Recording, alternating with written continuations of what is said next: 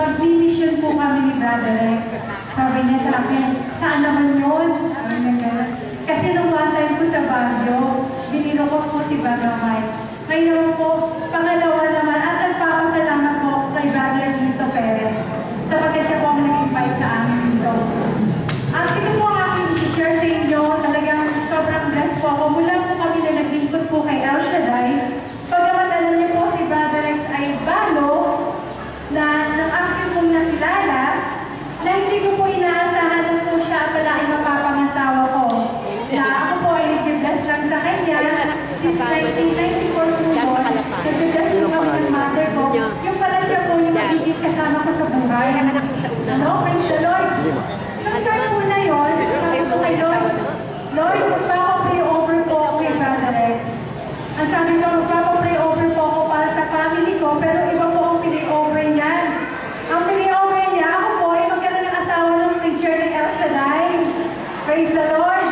At yung po, hindi ko inaasahan, at hindi ko alam po namin magkakapalin, na nag-broadcast po si Brother Rex noong na time na yun. Sabi ng sister ko, sabi niya, Lee, ano kaya sumiyama ka ng asawa mo? Ay, praise the Lord. Naku, inakasaw ko po kasi alam ko po, si Brother Rex may limang anak, no? Sabi ko, sorry to God. Sabi ko gano'n. Inakasaw ko po talaga. Pero iba po ang plan ng tao sa plano ng Diyos. Amen po? Nang time po na yun, kami po ay nagkakilala ni Brother Rex. Unti-unti po ako nilalangin ng Panginoon sa gawain. At yung gawain po na yun nasa Amor Solo. At unti-unti niya po akong inililipat ng trabaho na malapit kay El Shaddai. At yung pala yun, mailapit din po ako sa tulog sa aking brother husband. At thanks God, ito po ang aming patutong sa inyo ulit. Sa limang po niyang anak, nag-start po ako sa kanya, dumating po ako sa buhay ni Brother Rex. Yung 4 years old po niya, ang puso po niya ay 4 years old. Alam niyo po, pag tinitingnan ko po noon, Lord, kakayanin ko po kaya ito. Pero subalit sabi po ng Diyos, nung ako po nag-pray sa simbahan, na ako lang po ang nag-meditate po ako lang. Sabi ko, Lord, kakayanin ko po kaya ito. Sabi niya sa akin, ako po yung nag-aulod at umiyak sa kanya kasi kung gusto ko po bumili pa. Sabi niya sa akin, anak, kailangan ka ng mga ko. Sabi niyo po, pangalawa po ulit, pumunta ko lang kasi malapit na po kami ikasal ni Brother Rex. Sabi ko, Lord, kaya ko po ba talaga? Sabi niya, anak, hindi kita kababayaan. Alam mo pagsubok, nandiyan ako sa iyo.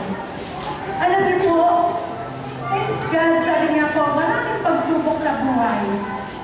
Bagamat alam niyo po, bilang mga magulang, ang mga anak po natin, napakadami po na pakikasamahan. Kubalit, kapag naka-El Shaddai ka, lagi kang may tagumpay. Amen. Amen? Alam niyo po, doon tayo po na yun, talagang sobra po kung sabi ko, Lord, kakayanin ko. Every time po ako nilipipray, every time po ako umiyak sa kwarto, sabi ko, mananalangin ako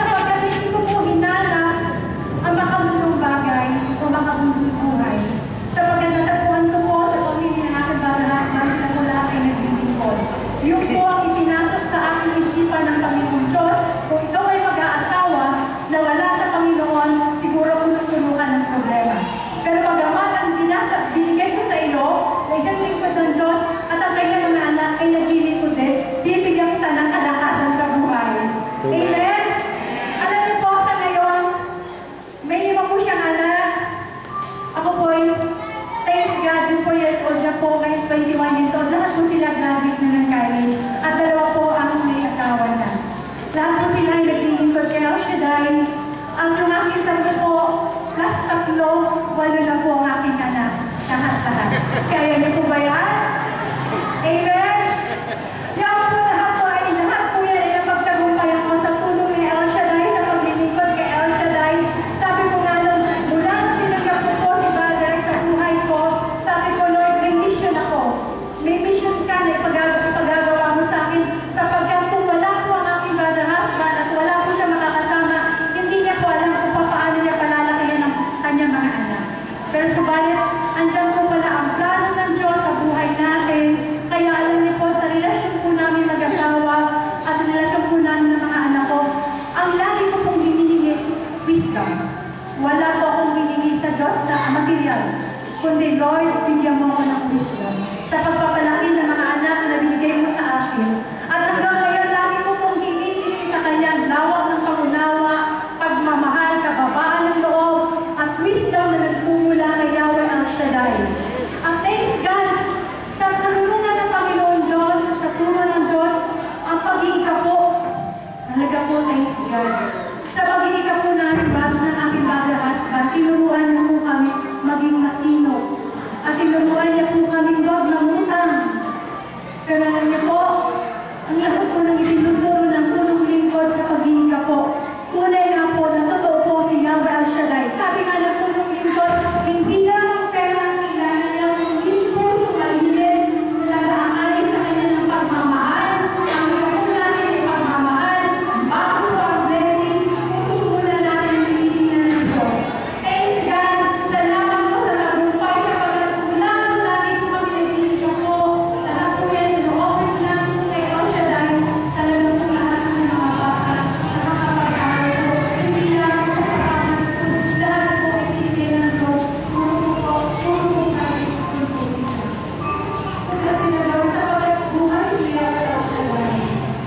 Alam niyo po, bilang isang pinanatahan niyo, ang nag-isip ko po sa kami ito, sa pagkalaki, yung lawak ng pagmamahal. Sapagkat isa po ang plano ng mga anak. Pero kung mapakamalaan, lawak ng pagkinawa, ang wisdom na nagbulat, ang ilagay po natin sila sa Panginoon, kawawa po tayo mga Panginoon. At kawawa po kami ng mga anak. Alam niyo po, sa pagpapalaki po namin ni Brother, talagang tagumpay, lalo na po isang best na best po ako nakasama po ang punong lingkod, sapagkat bumalik po ako sa industry. Dati po ako sa season, at kilala po ako ng Brother. Ako po bumalik, at hindi ko po inaasahan na kasama ko po si Brother Mike sa pag-real estate. Salamat sa pagkakaswata po akong dahil po namin nakasama po ang punong lingkod. At natutuwa po, isa po ako ang nagiging pagkasiwalaan sa pagka-transfer ng mga kapatid. Tugad na doon. At pinakit ko po, happy Monday po. Dahil po ng ina, ay pinakit ko po ang pagmamahal sa anak, ay patuloy natin ipagkalaw sa kanya. Lagi po natin tatandaan, lagi natin sila kasama sa panalangin. At lagi natin sila uunawain, at lagi natin sila aakayin sa Panginoon Jesus. Sapagkat ang nag-aaral ng ating mga tayo po ang mga magulang ng siyang relasyon para sa ating mga anak. Lalo na sa Panginoon Jesus. Amen po ba?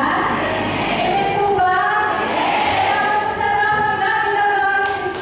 Ang sarap